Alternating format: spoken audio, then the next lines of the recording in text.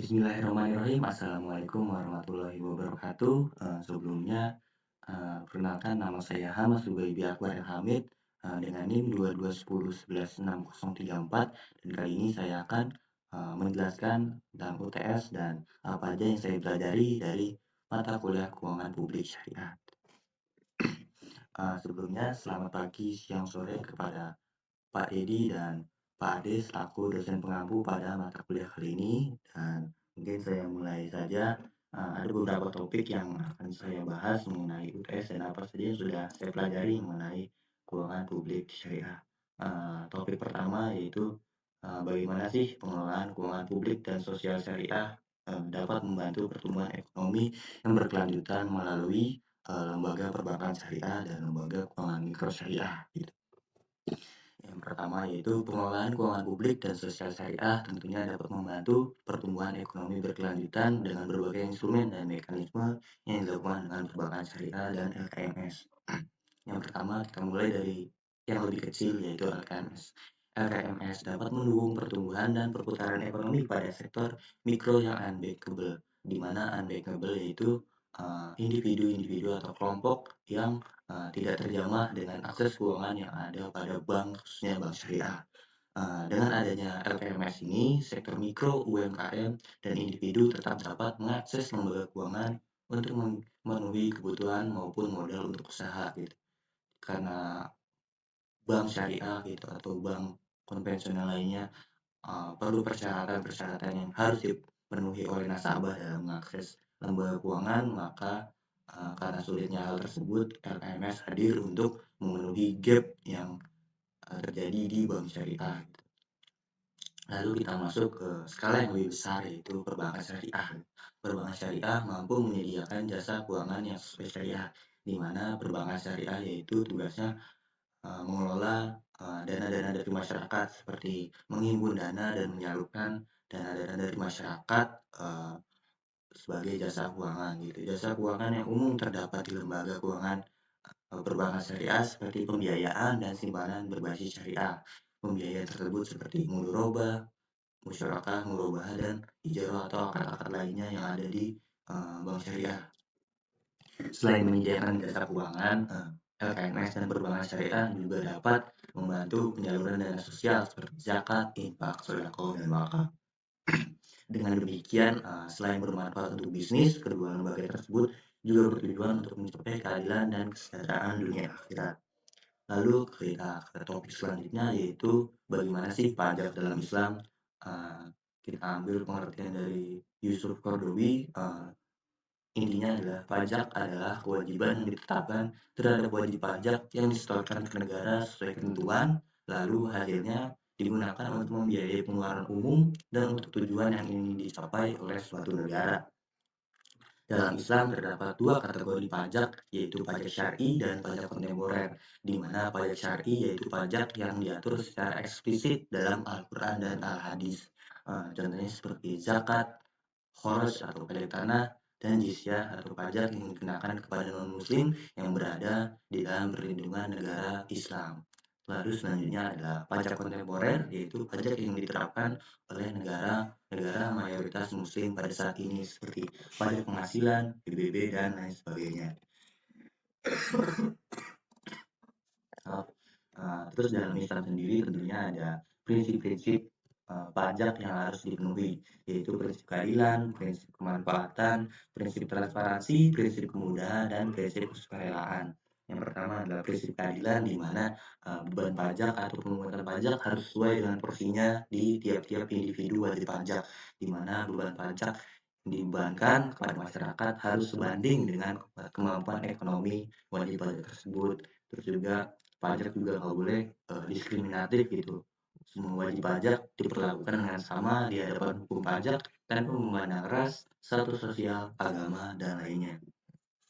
Selanjutnya yaitu prinsip kemanfaatan, di mana hasil dari pemungutan pajak harus banget digunakan untuk kepentingan umum seperti pembangunan dan sebagainya. Selanjutnya yaitu prinsip transparansi dalam pengelolaan pajak harus dilakukan secara transparan, di mana pemerintah harus memberikan laporan secara akuntabilitas dan transparan atas penggunaan pajak. Selanjutnya yaitu prinsip kemudahan, di mana pajak itu harus mudah agar masyarakat lebih mudah dalam membayar pajaknya, sehingga dapat dipahami dengan mudah oleh wajib-wajib pajak. Selanjutnya yaitu prinsip sukarelaan, di mana membayar pajak harus didorong oleh motivasi atau kesadaran kewajiban pajak sebagai warga negara. Jadi tidak boleh ada paksaan yang dilakukan dengan tidak baik gitu, ataupun tidak manusiawi. Selanjutnya kita membahas institusi-institusi keuangan publik dalam Islam. Yang pertama yaitu Baitul Mal. Mungkin Baitul Mal sendiri ada sedikitnya ada dua terminologi yang bisa kita bahas, yaitu dalam konteks sejarah dan konteks saat ini. Dalam konteks sejarah, Baitul Mal berperan sebagai lembaga utama perbendaharaan negara yang mengelola seluruh keuangan pada masa-masa awal Islam. Jadi Rasulullah Shallallahu Alaihi Wasallam membentuk Baitul Mal sebagai lembaga yang mengatur seluruh kekayaan negara umat Muslim pada saat itu. Sedangkan pada konteks saat ini, Baitul Mal berperan sebagai pengembangan ekonomi umat, khususnya sektor mikro, seperti pembiayaan UMKM, pengembangan nelayan dan petani, serta mengelola dana sosial juga, seperti zakat, infak, dan sedekah, di mana pada konteks saat ini uh, ada beberapa baitul mal yang juga mendapati namanya seperti Baitul Mal wa Tamwil. Jadi Baitul Mal wa Tamwil selain berorientasi pada bisnis juga berorientasi pada sosial gitu. Terus selanjutnya yaitu OPZ atau Organisasi Pengelola Zakat, di mana OPZ ini berperan sebagai lembaga yang mengelola dana dari masyarakat seperti zakat, infak, sedekah, dan dana sosial keagamaan lainnya atau DSKL. Di mana OPZ di Indonesia sendiri terbagi menjadi dua kategori, yaitu Basnas yang dikelola oleh pemerintah dan LAS, lembaga ambil zakat yang dikelola oleh swasta ataupun masyarakat, di mana Basnas dan LAS ini saling bersinergi untuk mendukung dan memanfaatkan potensi yang tinggi dari zakat Indonesia. Selanjutnya kita masuk ke Nazir Wakaf, di mana Nazir Wakaf itu mengelola dan mengembangkan harta wakaf sesuai ketentuan syariah, di mana menjaga agar wakaf tetap aman, bernilai, dan digunakan untuk kemaslahatan. Uh, di pemerintahan Indonesia saat ini, Nazir Wakaf yang dikelola oleh pemerintah disebut dengan BWI atau Badan Wakaf Indonesia. Selanjutnya ada Bank Syariah, di mana Bank Syariah berperan sebagai penghimpun dan mendistribusikan dana dari dan ke masyarakat dengan prinsip-prinsip syariah yang menghindari maisir, goror, dan riba dengan berbagai akad yang dituangkan dalam produk-produk perbankan syariah. Yang terakhir yaitu LKMS atau Lembaga Keuangan Mikro Syariah yang secara khusus melayani segmen masyarakat mikro dan kurang terlayani akses keuangan dengan tetap menggunakan prinsip-prinsip syariah. Selanjutnya yaitu topik keempat, yaitu bagaimana sih pengembangan OPZ pada era Gen Z. Mungkin sebelum kita bahas bagaimana pengembangannya, kita bahas dulu nih karakteristik Gen Z. Gen Z menurut saya adalah generasi yang melek teknologi dan kritis terhadap isu-isu sosial. Dengan karakteristik tersebut, berangkat dari karakteristik tersebut, OPZ perlu memanfaatkan teknologi yang mudah dan cepat dalam penyediaan layanan zakat, infak, dan sedekah. OPZ juga perlu mengedukasi masyarakat secara langsung maupun secara online gitu.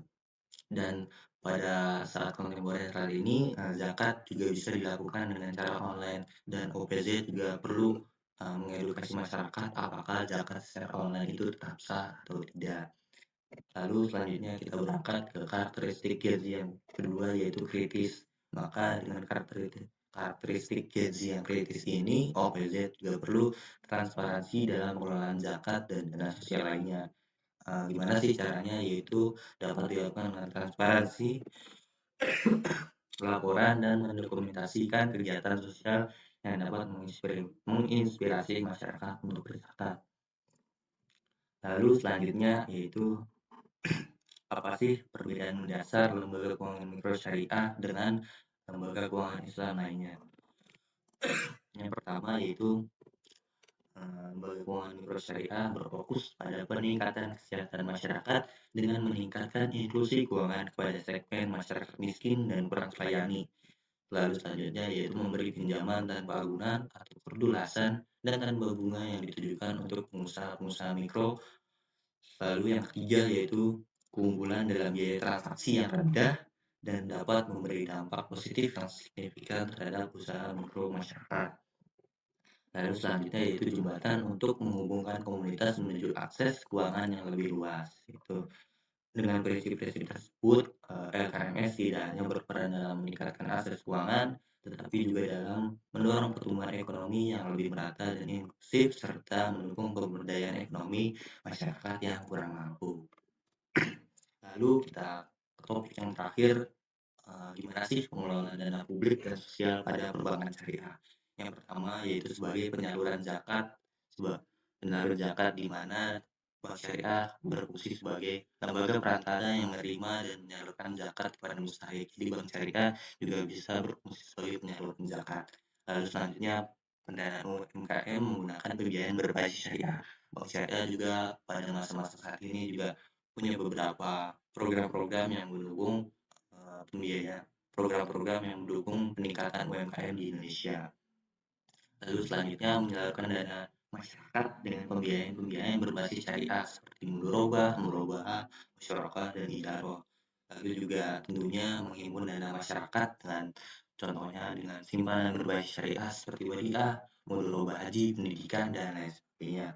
Lalu yang terakhir yaitu sebagai jasa konsultasi pengembangan usaha yang diberikan termasuk manajemen bisnis, keuangan, hingga pemasaran produk. Mungkin ya itu keenam topik yang dibahas pada kali ini. Sebelumnya terima kasih kepada Pak Dedi, Pak Ade yang telah mengampu mata kuliah keuangan publik ini. Uh, Kurang lebihnya mohon maaf dari saya. Wassalamualaikum warahmatullahi wabarakatuh.